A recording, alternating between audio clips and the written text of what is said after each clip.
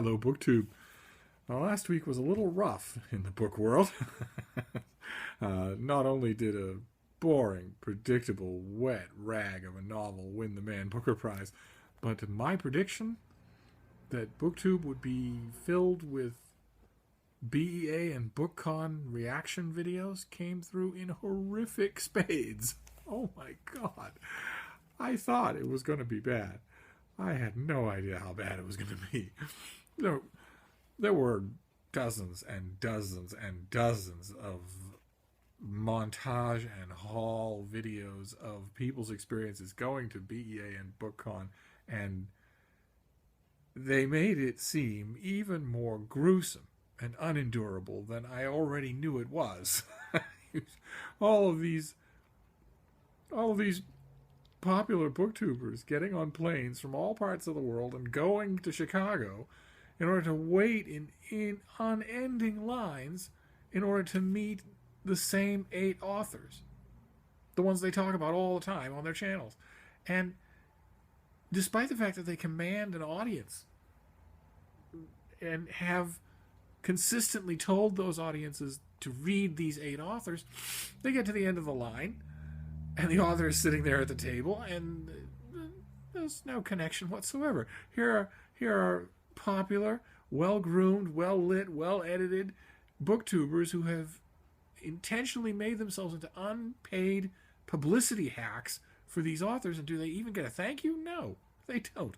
They get a hasty scrawl of a signature in their book, and then the book is handed not to them, but to an assistant, who then hands it to them. In other words, exactly the same kind of treatment as anybody would get at a unjustly popular author's exhibition table. And that's the center. That, and also piles of ARCs. When, if you are a booktuber who commands an audience of even 5,000 viewers, you don't need to go to Chicago to get an ARC. No publicist in the world is going to turn you down knowing that you have an audience of 5,000 people who are going to watch you hold up their book. You don't need to fly anywhere to get those books. Just the whole experience. The videos just make it seem awful. And also, they underscore something that I have suspected in my darker moments, and I don't like to think it's true, but I watched all these videos, and I watched them carefully, as I watch everything carefully, and the booktubers, quite a few of the booktubers who are making these videos about hanging out with their exactly equal subscriber count friends and standing in those long lines and meeting these authors and needing these ARCs in their lives right now.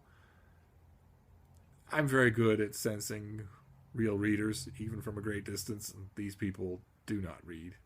They don't feel at all the same thing about books that a normal reader feels. They've crossed over into corporate business possession.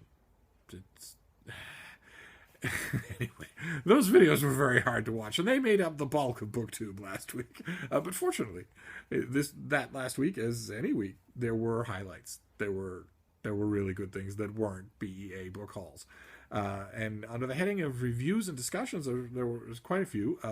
Max at Well Done Books, ironically enough, since he's no stranger to the kind of world I'm talking about, I don't think. But he did a wonderful review of Becky Chambers' The Long Way to a Small Angry Planet. I haven't read the book, which is kind of rare for me to see a book review on BookTube for which I have not read the book. But his review made me want to, which is, as many of you have pointed out, the sign of a good review. Within the good books, I'm not going to stumble over his name. He can call himself anything he wants. He did a wonderful discussion of Black Beauty. Really, really sensitive. He's actually getting better, noticeably, chunkedly better at these book discussions with each one he does, which is, I love seeing a learning curve like that. Final Blow Joe. I don't know if you're all subscribed to him. You should be. As always, these double as recommendations. I'll put all the links below. He did a good review of Dark Run by Mike Brooks, also a book I haven't read, and also interested in reading it because of his review. Chris at the Reading Rhodes is no pun intended, on fire. His Sleeping Giants review was fantastic, but an even better one for The Fireman by Joe Hill. Just wonderfully done, wonderfully phrased, wonderfully, delivered. And he's a big fan.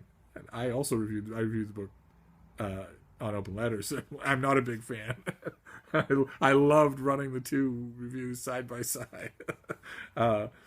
And David at the Poptimist did Billy Lynn's Halftime Walk by Ben Fulton, a book that got a lot of critical praise a couple of years ago. And he admits he unabashedly gushed over it, which is great to see because he's a smart gusher. So those are all, there are probably many others. These are just the highlights of what I saw. But those were good, meaty, thoughtful reviews, even in the midst of BEA blizzarding. Then there were a bunch of miscellaneous things. I wanted to bring some of them to your attention. Lauren, at Lauren in the Books, I hope all of you are subscribed to her. If you're not, you should be. She did the New York Times by the Book tag, and it was, how shall we say, Lauren-esque. I just love her channel. Heather at Heather Forever Books made some rainy day recommendations. I guess in Maryland she was getting pelted with rain, decided to make a lemonade, so to speak. Words of a Reader recommended some choice novellas, some of which I agree with, some of which I don't, but it's always nice to see. It's a literary form that's kind of, between two stools a lot of the time, especially on BookTube. So that was nice. Camel at Camel Reads. I hope I'm saying that correctly. I don't have his accent for it.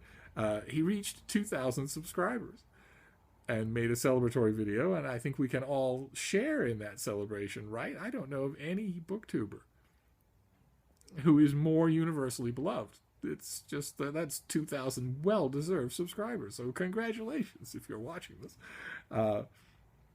Hardcover Reviews did a creator spotlight. His thoughts on hardcover comics and graphic novel illustrators and writers are always wonderful, and he did one on Darwyn Cooke, who just died, and it was really good. Sad, but good. And then the last of these we're coming right up on it. Adam at Mementomori did probably my favorite mid-month wrap-up. Held up a lot of books that I don't really like, a lot of authors I don't really like, but was very engaging and smart about them.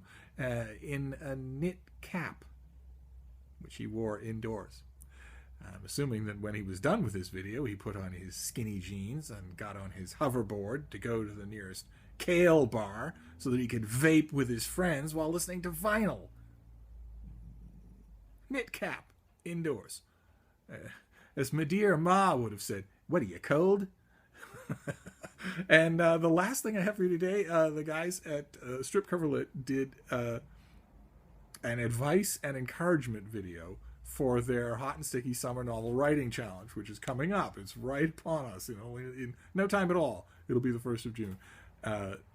So two things about that video. First, one, you should watch it no matter what, whether you intend to participate or not, because it's full of,